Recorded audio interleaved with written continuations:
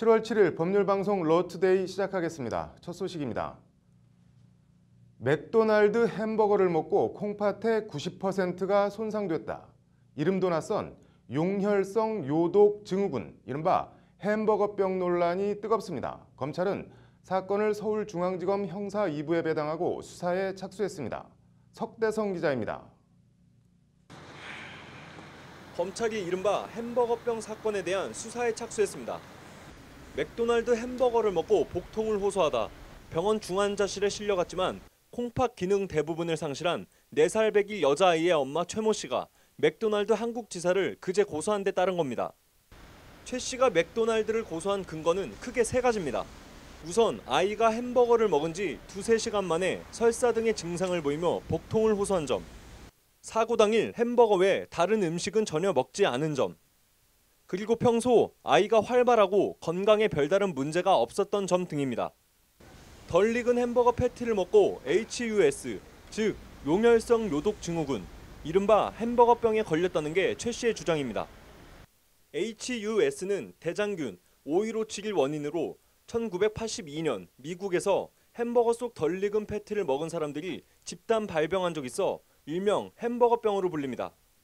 이 여자아이는 지난해 9월 경기도 평택의 한 맥도날드 매장에서 어린이용 불고기 버거를 먹은 뒤 복통을 호소하기 시작했습니다.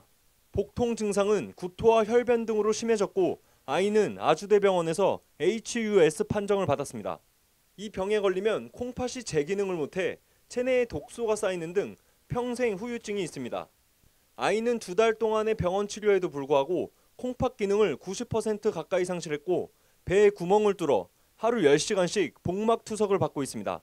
최 씨 소송 대리인 황다연 변호사는 패티는 그릴의 내부 설정이 잘못돼 정해진 위치에 놓여있지 않은 경우 등에는 제대로 익지 않을 수 있다고 주장했습니다. 맥도날드 역시 이런 가능성을 알고 있고 내부 직원 교육 자료까지 만들어 놓고 있다는 겁니다. 맥도날드 측은 관련 내부 교육 자료가 있다는 점은 인정하면서도 자사 햄버거가 발병 원인이라는 주장에 대해선 적극 반박하고 있습니다. 해당 매장에서 같은 날 같은 햄버거를 300개 넘게 판매했는데 제품 이상이나 다른 건강 이상 사례가 접수되거나 보고된 건 전혀 없었다는 겁니다. 맥도날드 측은 검찰 수사에 일단 최대한 협조하겠다고 밝혔습니다. 햄버거병 여부에 대한 수사를 맡은 서울중앙지검 형사 2부는 지난해 가습기 살균제 사건 수사를 담당했던 부서입니다.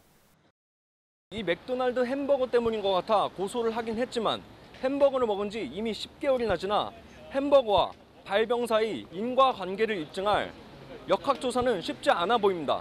검찰 수사 결과가 주목됩니다. 법률방송 석대성입니다.